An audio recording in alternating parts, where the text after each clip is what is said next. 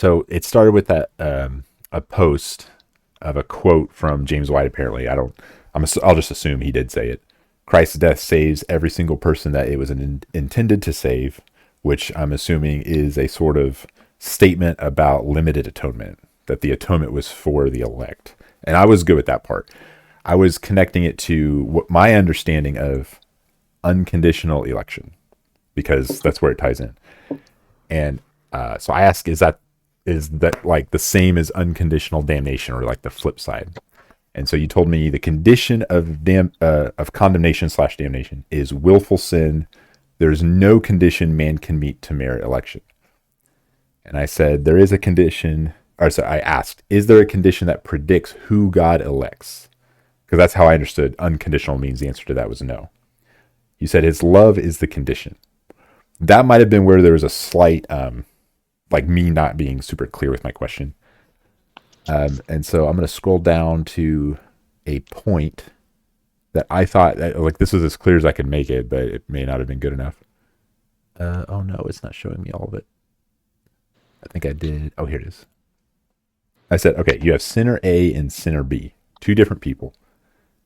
And so they're both equally sinners.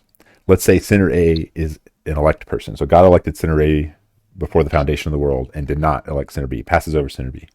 I said, if God chooses to elect sinner A unconditionally, right, unconditional election, and not sinner B, I'm phrasing it as a statement, but my question is that, does that have to mean that there's no difference between the two sinners, right? This is what I'm struggling with.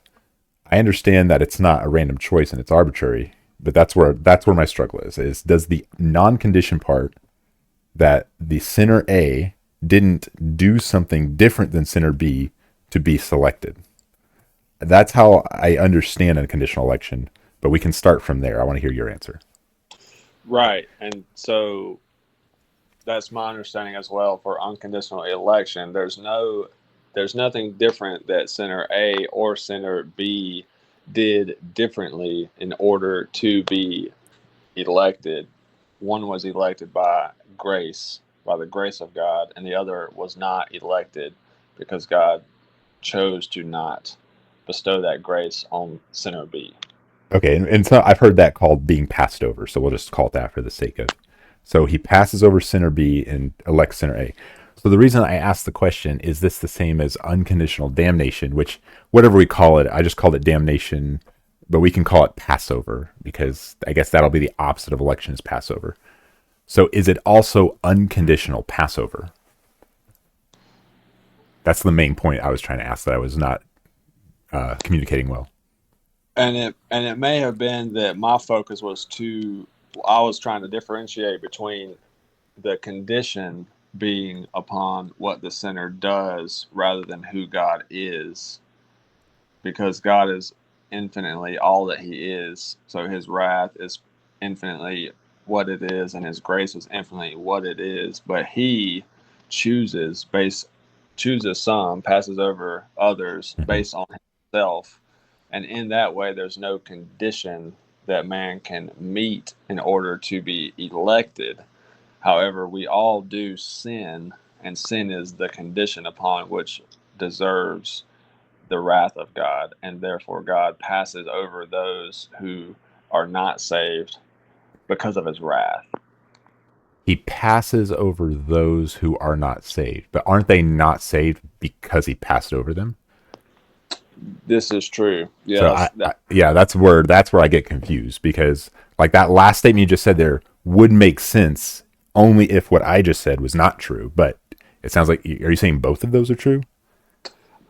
So unconditional, I guess, help me understand how you mean unconditional damnation, because I understand people are damned or passed over by God because he chooses not to save them. Yes. So that effectively is what I meant, which is why I was willing to rephrase it to unconditional Passover. But it seems like Passover is what will result in their damnation compared to the elect. Because yes, their sin deserves damnation, but that is also true of an elect person. They're also a sinner and deserve damnation. So those sort of cancel out.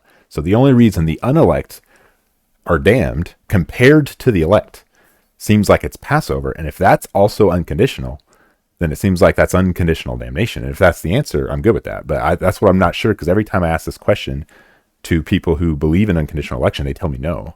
They tell me they deserve. They say damnation's conditional, but election's unconditional. I'm like, okay, so how do I square that with what I just said? And Yeah, that's where I'm stuck. and I guess probably the confusion, at least what I feel like where I was confused, is for the doctrine of unconditional election. It's the unconditional part is on the part of man, and that there's no Right. condition that we can meet to be elected. And so, in trying to parallel or jump over to damnation on the part of man, man's damnation, it is conditional in his sinning. Right. But since the elect people also sinned, those seem to cancel out. So the only difference is election. And so that's why I was willing to say Passover, unconditional Passover. Right, But we would also, when we say unconditional election, we can sort of shorthandedly say that's unconditional salvation. right, Every Calvinist I've asked said yes to that. And so its opposite also seems like unconditional damnation, or its flip side. right. I'm struggling to see how you have one without the other. Yeah, and I guess to the point of man being born in sin, in Adam, in the first Adam, because his nature is to sin, there is not a condition in which he would be able to get out of that condition. Right. There's no circumstance where he could get out of that. And so I guess I can see how you're linking the two, or equating, or I guess juxtaposing the two, for one to be unconditional on the part of man, and the other also to be unconditional on the part of man, because it Mm-hmm. is the fallen state, the natural fallen state of man is to be damned. Right. Yeah, that's where I'm stuck. So what do I do? Like, do I just say unconditional damnation would be true? Like, that's where no one's telling me yes to this. But Yeah, if it walks like a duck and quacks like a duck, I'm not seeing how that's not true. right.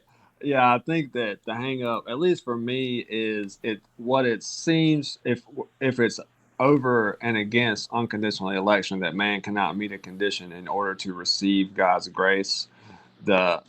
It would seem to say that man does not meet a condition to be passed over. Okay, so that would be true then, right?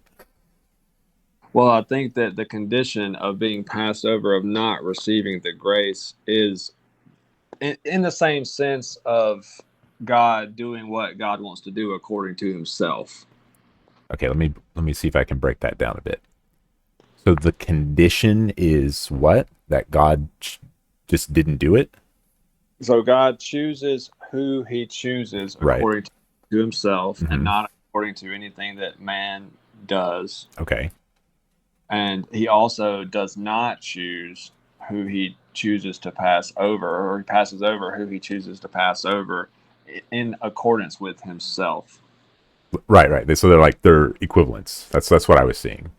Yeah, It and kind of that's seems like it would have to be, right? Because if there was a yeah, condition which he passed over, then the elect would just be not the people who aren't that. But we're not saying that, right? And that's how I understood it. So that part I think I got down. But now it's like, why isn't that unconditional damnation? Like, yeah. yeah, that's where I'm stuck. And I guess for me, from man's point of view, we are we are condemned, we are passed over because God chooses to not save us. But yeah, I guess I'm struggling with how to. This is good. This is a good brain teaser for me. Yeah, this um, is the like when I was first presented and I actually understood tulip. This was my. I mean, I have some little confusion points around all of it, but this was my main one. I was like, it wasn't that I would or wouldn't have a problem with it, because before I think I have a problem with it biblically, I need to understand what they're saying. And every time I've asked this question, I find myself doing this dance with people advocating unconditional election. And I just want to like know, okay, am I understanding this right? And I'm yeah, still not sure I am. I think historically the doctrine that a lot of people would refer to this as is double predestination, Yeah, where it's similar at least. where you have a lot of people who are comfortable with the predestining of the saved, but they're not uncomfortable saying that in the same sense God would predestine those who are not saved.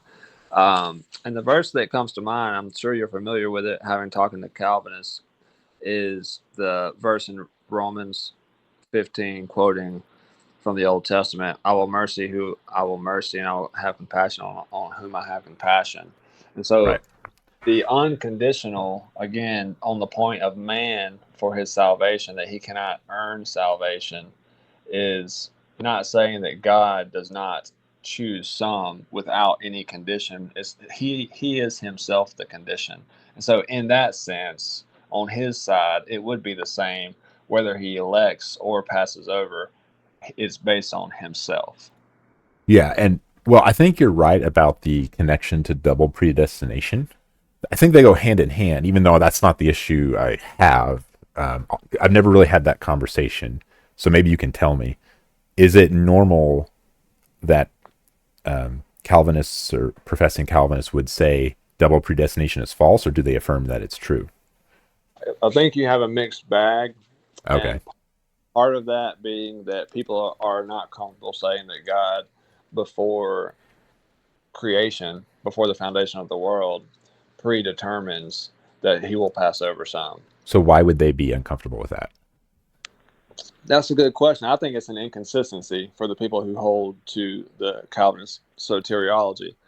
But again, in Romans 9, it says, "For though the twins were not yet born," in verse 11, "before they had done anything, according so that his purpose would stand, or according to the purpose of his choice, not because of works, but because of him who calls." And so, for the one who does not hold to Reformed theology, they would say that he looks down through the corridors of time, and then, in response to what people do, chooses some and doesn't choose others. But that verse seems to say that it's according to the purpose of his call, according to his own self. So again, he is the condition of whether somebody is saved according to his grace, or whether somebody is passed over according to his wrath. Okay, so yeah, I'm just going to assume what you're telling me the Bible teaches is true for the sake of my question. I'm mostly just trying to understand the concept itself. So, if I understood that, are you saying that pre-double destination would be true? Like, is that what you are representing to me? That is what I affirm, and I think that that's the condition, the consistent Okay, position for Calvinists and more broadly Reformed theology, I think you're because probably right about that. Yeah. God's omniscience and his aseity, his not depending on anything else, his all knowing, his knowledge is not depending on what we do, and so that would also go into his choice, right? It's not a reaction. It's his grand plan that is played out.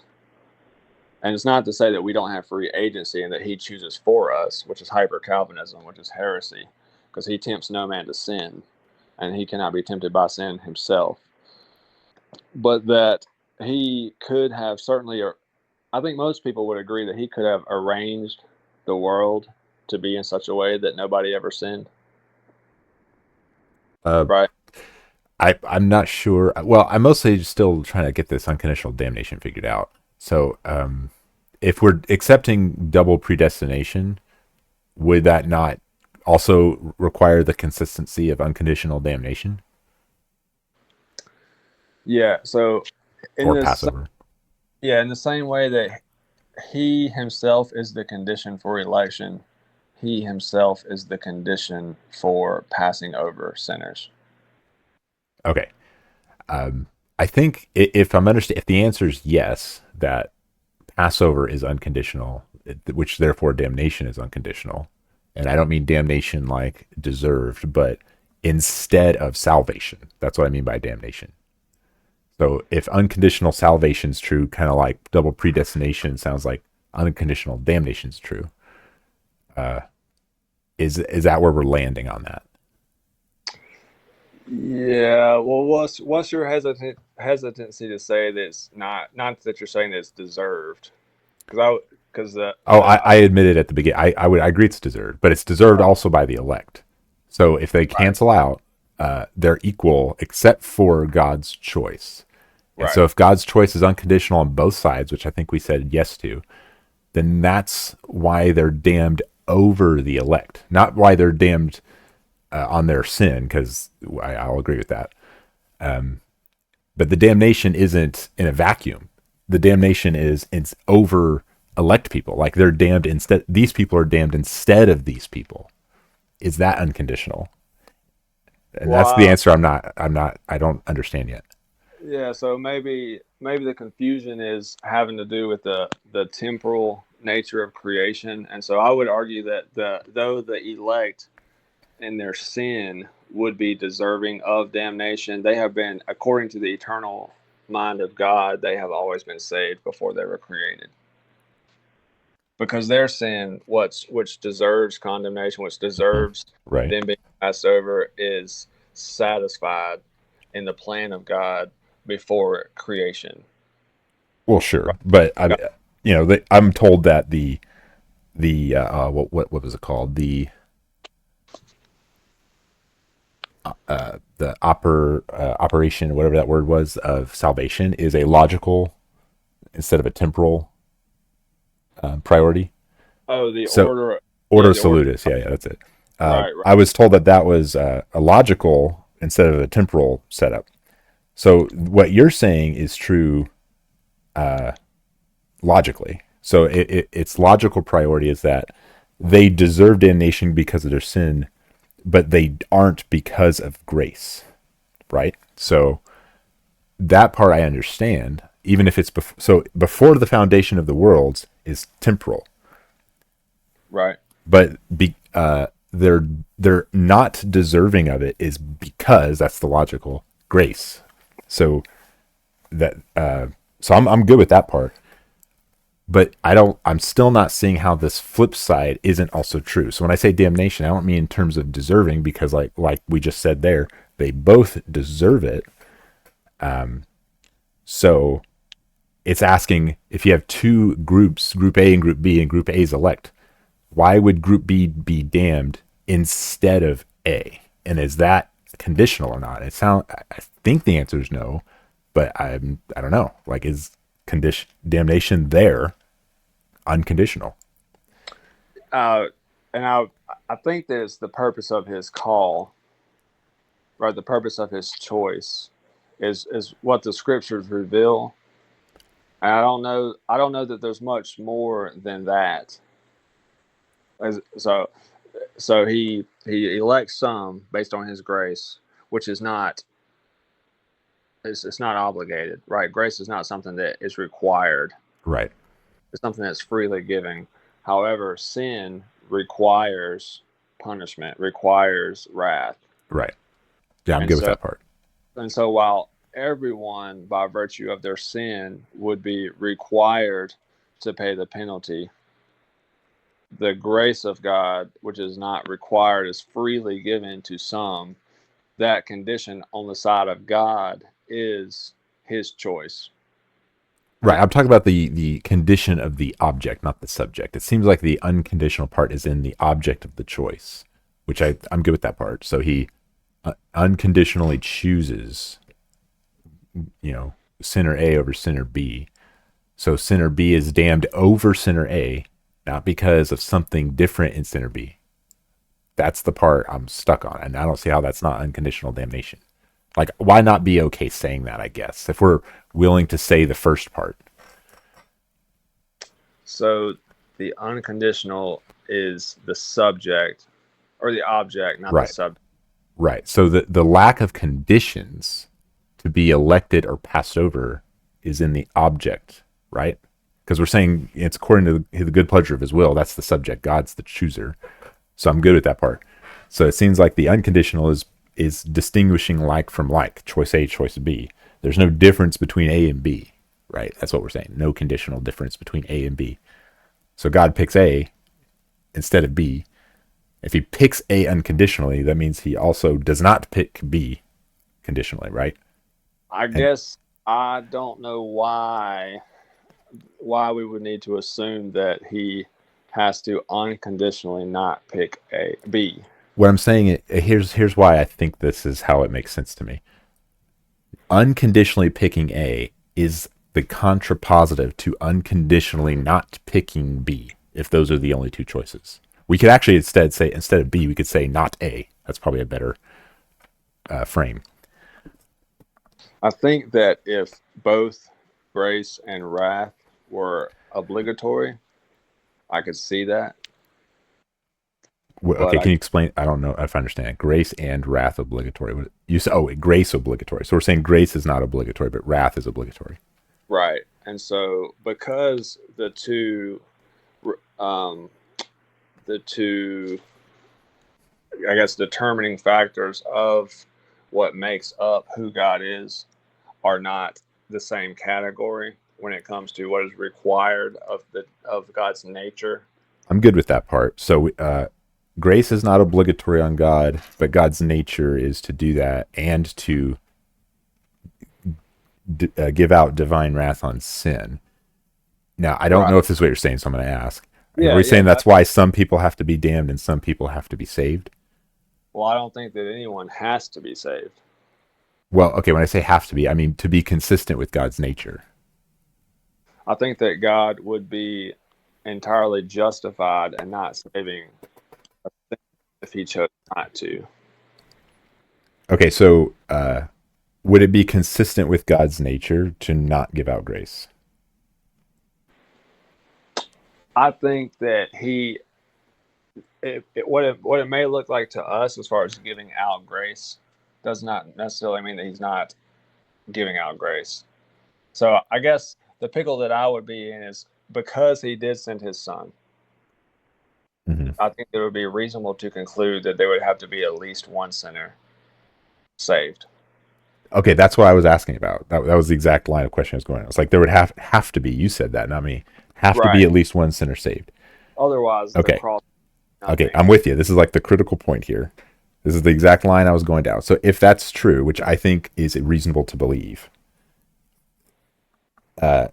I think it puts us in the square issue of my question. Because if God must deal out wrath, must he deal it out to sinners? And I think Must there's a way to answer yes to that, but I'm curious how you connect it to your point here. must he deal out wrath to sinners? Is that the Yeah, question? yes. So you said he must give out wrath, and you also said must at least one person be saved to be consistent with his nature to give grace. So, Well, and actually, I would pivot that to say more consistent to his plan, because he well, didn't yeah. However we describe it, I'm good with either way. have to send his son, and he still would be perfectly gracious. But because he did send the son for sinners, there must be at least one sin in order to be consistent with that plan. So, Uh, okay. So are we saying, but also he can't give it to everyone because he must give wrath to sin? So there also would, on the flip side, is that saying there also has to be at least one damned person? right. Well, I think that according to the full counsel of Scripture, for him to give grace to everyone would invalidate a lot of the revealed text. Well, I'm willing to go with that, but just for your point you made there, the first point about there has to be at least one saved person. Does that also mean for God having to wrathfully punish sin? Does there also, in the same context, is the flip side also true that there must be at least one damned person? I don't know that there would have to be. If we were to take the other scriptures that speak of those who are not saved, if we were to put those aside, I'm not sure that we would have to say that anyone Right. would have. Well, I'm not saying put him aside, but I'm just saying, like, in terms of your point. So if at least one has to be saved, is the flip side also true, or is those independent? That at least one would have to be damned. Yeah, would that be true in the same logic of what you just gave me that at least one would have to be saved? Yeah, I think. Well, in view of the cross, I think that. Yeah, now that's a good question. Yeah, Would I thought so too. Thank you. Yeah, I mean, I guess that it wouldn't have to be. Um, Again, with the full counsel of Scripture, we can know that there are damned, but I don't know that means that there would have to be. So, had God decided to save everyone, that would be according to His choice. Okay, I think I can go with that. So the answer sounds like it's no.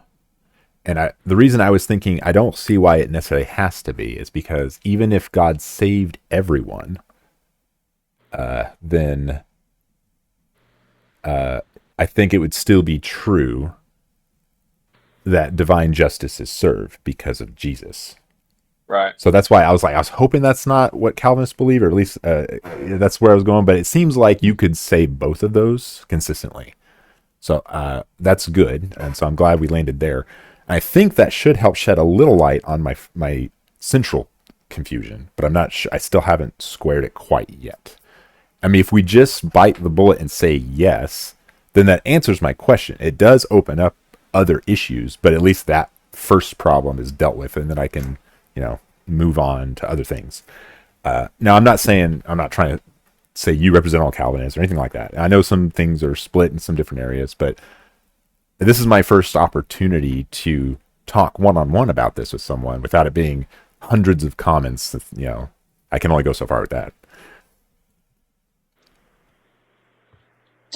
Yeah. And I think that because that not that I'm aware of, this term unconditional damnation has not really been fleshed out. I'm sure that it has, but maybe not, or passed over. Maybe has not been, or at least I'm not familiar with any text of minds that are much brighter than my own. But I agree with that. That's one of the reasons I'm kind of asking around, because I haven't found anything that deals with this, which is a little strange in my opinion, but I mean, it is what it is.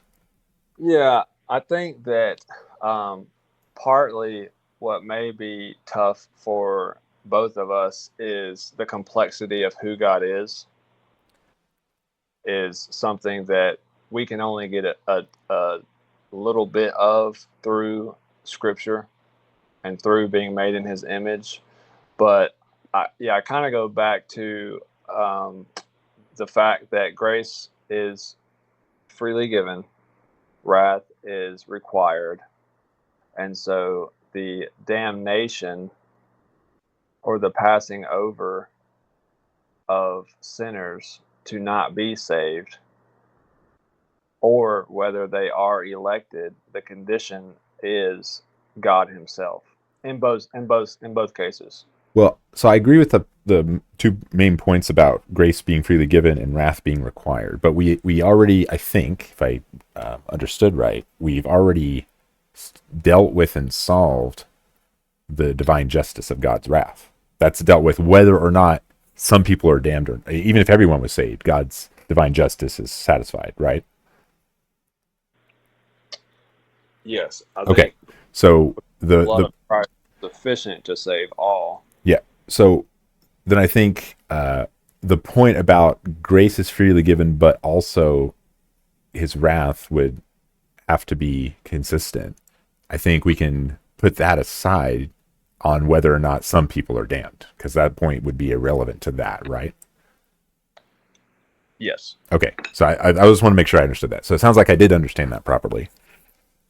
So I think we're still in the main point, and it sounded like the answer was sort of it's mysterious. 'Cause I agree with the fact that obviously we can't understand everything with extreme perfect precision. We only have what the Scripture reveals and teaches, and is consistent with its teachings. So I agree with all that. Now, for me personally, I'm only confused on this point within the boundaries of the Reformed doctrines. So I think there's other things that, not given those, this problem is either solved or it's just never a problem. But I'm trying to understand it fairly by its proponents. And I'm still kind of stuck here. And if the answer is there's no answer, I guess I can accept that from the proponents. But it seems like an important thing to understand. Like ultimately, if we're teaching Christ and we teach why Christ was crucified, yeah, we can teach what the Bible says. And if someone's struggling to understand it, we just say, well, we can't understand it. I don't know how far that really gets us. And while this isn't a one-to-one with that, I think it's pretty closely connected, because it touches on the same general point of the atonement. which is why this connects to limited atonement, which was James White's post, or the post of James White's quote. Even though Right. I pivoted to unconditional election, those two things are so linked together Oh yeah. that, yeah, it's starting to, like, for me, if I'm even going to consider it, it kind of, it's starting to break down a little bit. That's where I need to understand its concept before I can even look at the biblical data, because I don't even know what I'm applying when I look at it. So I'm just, this is where, that's why I asked the question the way I did, because it seems like it gets straight to the point. Yeah. Well, and so can you give me again how you define unconditional election? Because So, one of the problems that I've found with people who come mhm, against the doctrines of grace is they take unconditional election to mean, as we've already discussed, that right. God's arbitrary, which I don't think that's what you're arguing for. But I just Well, want to hear yeah, you're you. right. I'm not going to argue for that point. That point could be like something that not we necessarily as you and me, but I could address later. But because that's more of an argument, I'm actually just trying to understand it. So I don't even want to define, so to speak, for me, unconditional. I actually want to understand what the doctrine is saying. So I want to make sure I'm using their definition. Here's the definition I've been given by pretty much everyone, with all the literature's been telling me, is that the lack of condition is in the object, not the subject. Now, there being a meaningful difference there, I guess, could be debatable, but I'll assume that there is for the sake of my question and say that there's no difference between like and like, between choice A and choice not A. There's no difference between those two. Like that's how I understand it. So you have sinner A and sinner not A. If sinner A is the part of elect and sinner not A is not, that there's no difference between sinner A and sinner not A. Does that make sense? Because if my illustration doesn't, I can use it. I can use a different one. Yeah, so they are both sinners. Right? They're equally sinners, and there's nothing about the difference between the two that is the cause for God's choice, because that would be a condition. That's how I Right. understand unconditional. Like there's no, Right. yeah. Okay. So is my understanding about that accurate? As far, Yes. okay, Yeah. I thought so. That was, I didn't seem to think that that's where my issue was. It was mostly about applying this logic to The the reverse. the yeah, to my question, right? Because I think I immediately understood unconditional election. I was like, it wasn't that I was struggling with that. I was like, but does that also mean this is true? It seems like it would have to be. And so I would ask people just to make sure I'm being fair to their point. I want to steel man what they're saying, and then literally everyone's told me no.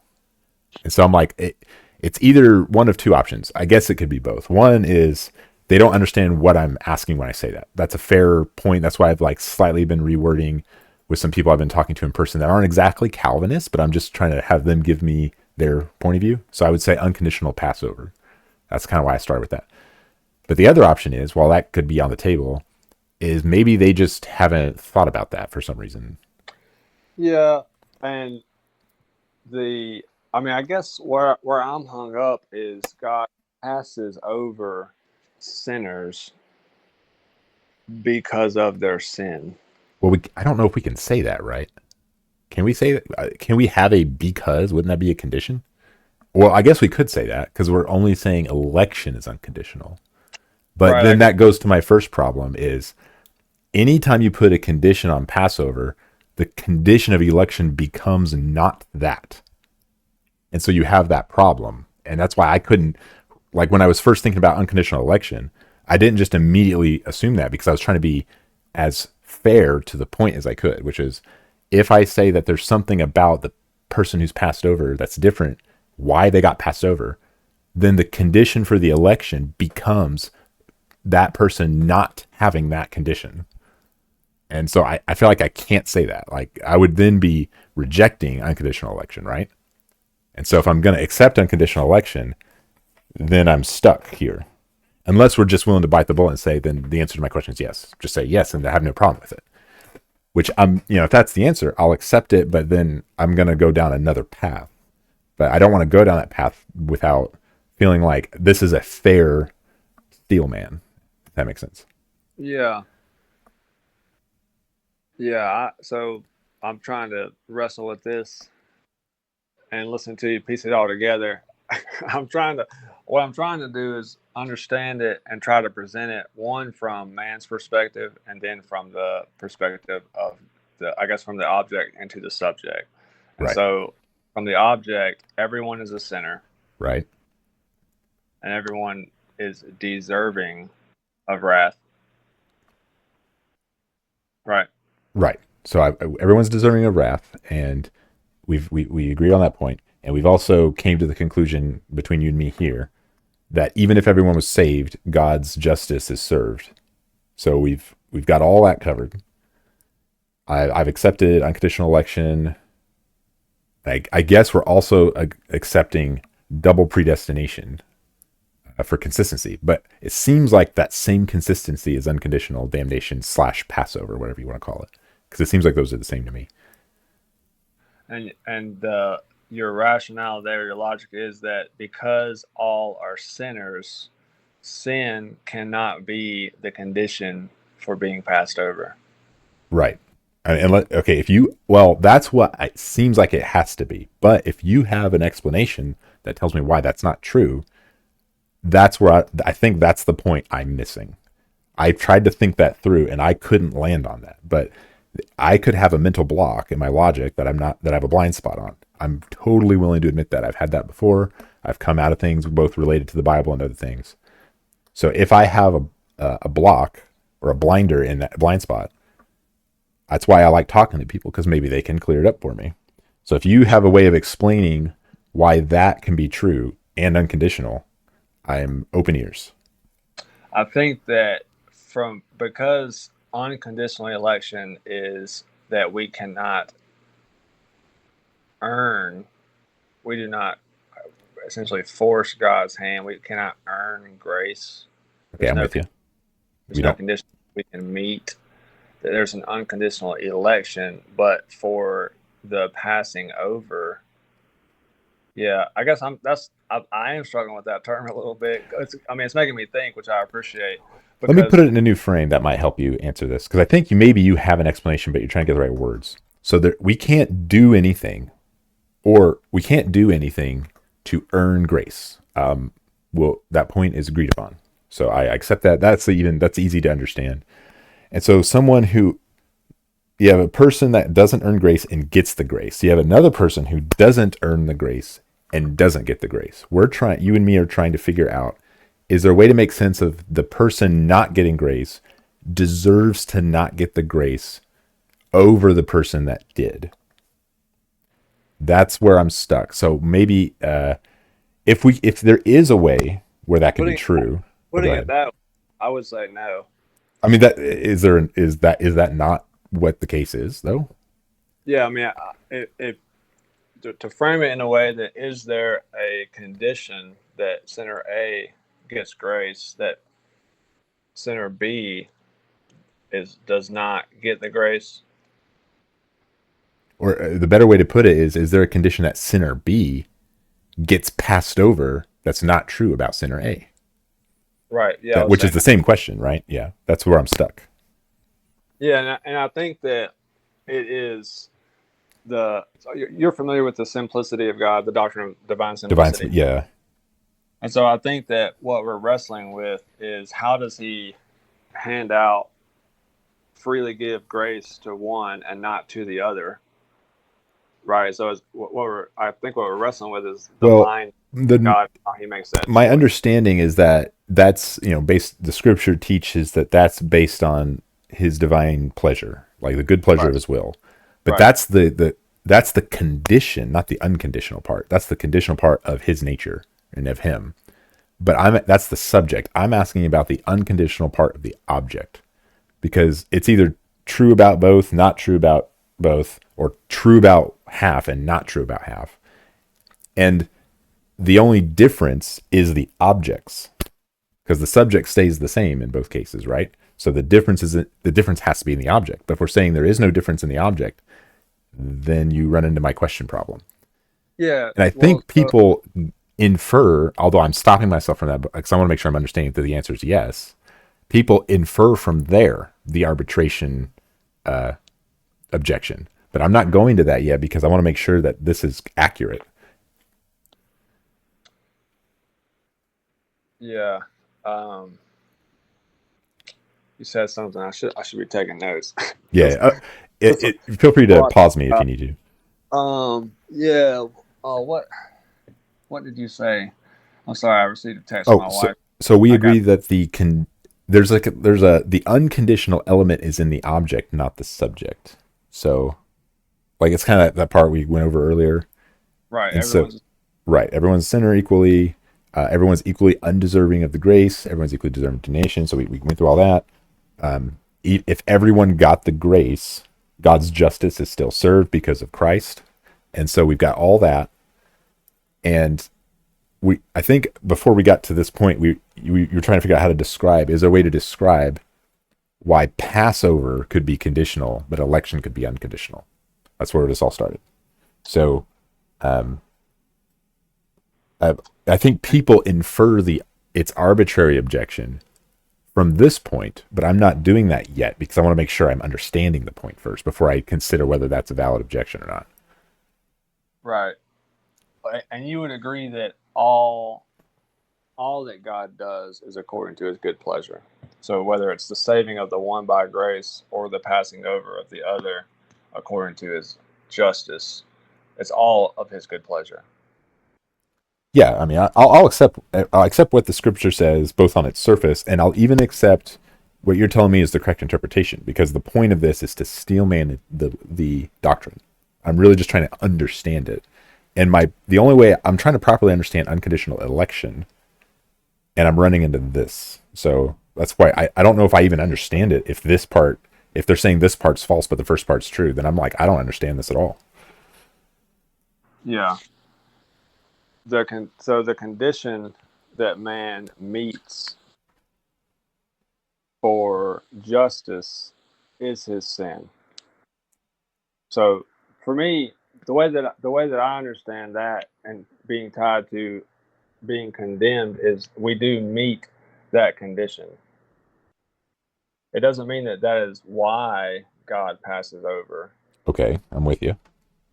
but it is the condition that has been met in order for the the condemnation to be over us, the wrath to be over us, is because of the condition of our sin. Okay, I've got you. So And I so, think this still is part of what we went over. Like this still runs my problem, but here's a potential solution. But kind of all it does is spin the problem. But I'm going to run it by you and see if this sounds right. Is when we said even if everyone was saved, God's justice is still met. Since everyone is not saved, when we say that God's divine wrath to punish sin was dealt on Jesus, that didn't apply to the unelect. So in this case, he would still have to damn the unelect because his justice has not been served on them, which this is the limited atonement position, right. because the justice is only served through Christ on the elect. So I think if we're saying yes to that, Mm-hmm. then I think the question, it's like that kind of answers it, but it reshuffles the problem to just like a different way to word the question, which is why did he not elect them over the elect if it's unconditional? Like I think you still kind of have the same problem, and I already kind of went through that logic myself. I'm like, well, that makes sense. Like if I accept limited atonement, then we can't say his justice is served on the unelect. So we're not saying that. That would only be true if he elected everybody. But since he didn't, he has to serve justice on the elect by means of damnation, and he serves justice on the elect by means of Christ. I'm like, okay, that logic makes sense, but the unconditional part is still there. Like, I don't see how that's solved by saying that. But maybe by me saying that to you, maybe you have a way of explaining it to me. So the unconditional being on the object Right. for grace is essentially that grace is unmerited. Right. So But it's unmerited by both elect and non-elect. So I agree with that. but do the non-elect receive grace? Well, it's undeserved by both. Right. So they neither can merit it. So whoever gets it, it's unmerited. So that's true of everybody. So I'm with you there. But on the opposite side of being passed over or being condemned, there is a condition that we do meet. Whoa, And okay. that's Let me pause you there. I heard you right. There's a condition that we're passed over. that we're not elected. Okay, well, yeah, same thing, right? So there is a Right. condition that we're not elected, and what's that condition? Well, so from the object's side, the condition that we meet To be to passed over. to not be saved Well, let's is be really precise. To not be elected, to not be elected right? is the counsel of God's will. Okay, so the So counsel of God's will. Let me try and make sense of this real quick. We the object met that condition. What does that mean?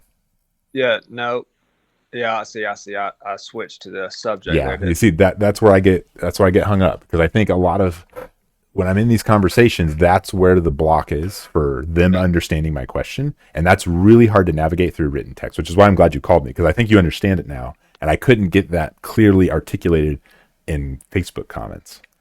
So I'm glad that means that I was right about that, which is I guess I'm glad I was able to figure that out.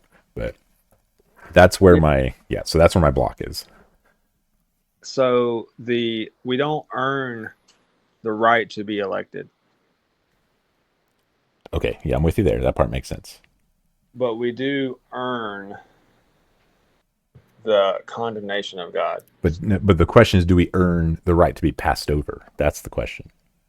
The right to be passed over. Or I guess you could say, not the right to be elected, or however. We don't earn being elected, but do we earn being passed over? That's a clear way of asking. Do we earn being passed over?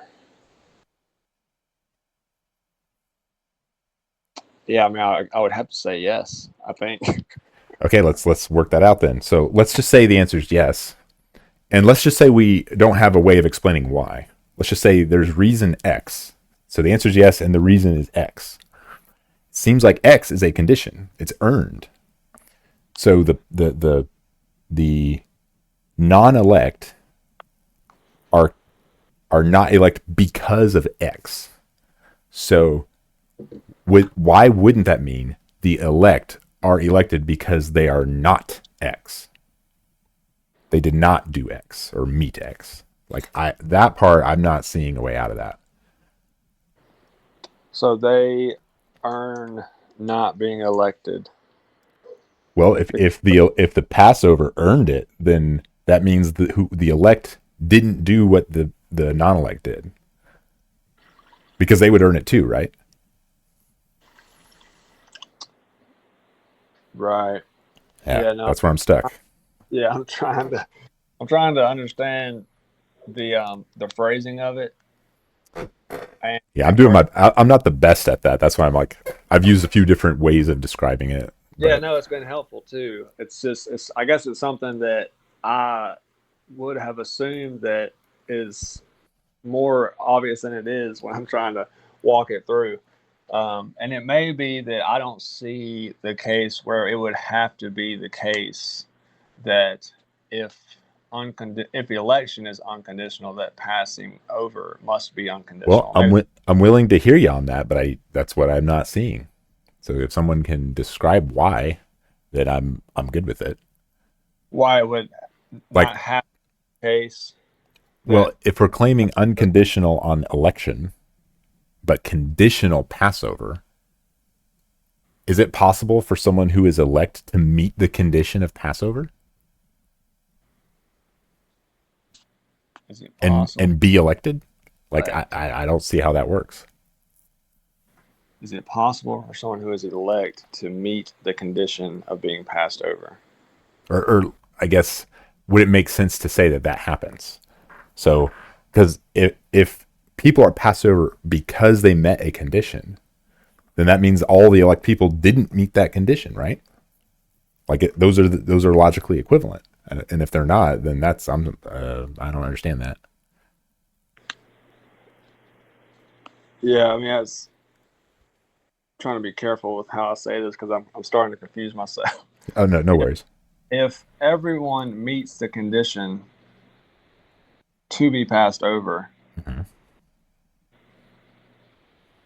and none meet the condition to be elected. Okay. Well, we're saying there are no conditions for that, right? Right. Okay. Well, I mean, the condition of salvation would be perfect obedience to the law. But yes, none can merit that. No merit. But Right. Right. that would be the only condition. Sure. So all meet the condition for being passed over. Well, so Is that fair? maybe we're being a little loose with our concept there. So there's a way to describe Passover as damnation, which is like my question, and then there's a way to differentiate them, like what you said at the beginning, which I accept. So the condition everyone meets is damnation, not necessarily Passover. Do you understand what I mean by that? Yeah. So Because Passover is a qualitative difference between election, not damnation. So a person who's passed over isn't a person who deserves to be damned over this person. It's that they didn't get elected to be exempt from damnation, so to speak. And so so yeah, go ahead. unconditional election is that the object cannot meet a condition in order to be elected. Right, And so that is from the position of the object. And right, then was the activity of the subject, election. And right. then unconditional Passover would be that there's no, this is what your argument or what you're wrestling with. Unconditional Passover would be that there's no condition that the object can meet to be passed over. I mean, yeah, I don't see how that wouldn't be logically equivalent.